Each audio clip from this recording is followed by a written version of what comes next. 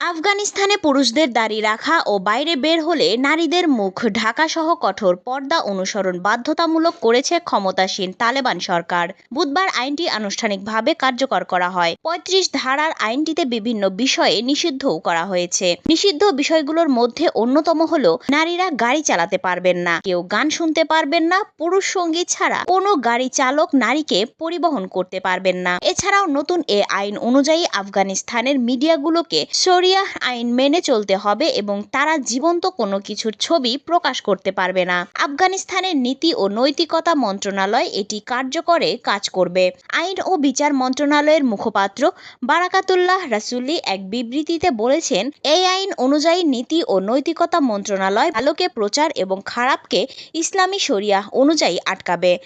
আইন অনুযায়ী নারীদের বোরকা পরে মুখ ঢেকে ঘরের বাইরে বের হতে হবে। পুরুষেরা দাড়ি কামাতে পারবেন না এবং কেউ নামাজ বা রোজা বাদ দিতে পারবেন না। কেউ আইন ভঙ্গ করলে প্রাথমিকভাবে পরামর্শ দেওয়া হবে, সতর্ক করা হবে, মৌখিক হুমকি দেওয়া হবে, সম্পত্তি বাজেয়াপ্ত করা হবে, ৩ থেকে ৪ দিন কারাদণ্ডও দেওয়া হবে এবং প্রয়োজনীয় শাস্তিও দেওয়া হবে। এসব শাস্তির মাধ্যমেও যদি কেউ না শোধরায় তাহলে পরবর্তী পদক্ষেপের জন্য তাদেরকে আদালতে পাঠানো হবে। আফগানিস্তানের নতুন শাসক তালেবান জানিয়েছে, তারা শরিয়াহ এবং স্থানীয় রীতিনীতি অনুযায়ী নারীদের অধিকারে শ্রদ্ধা জানাবে।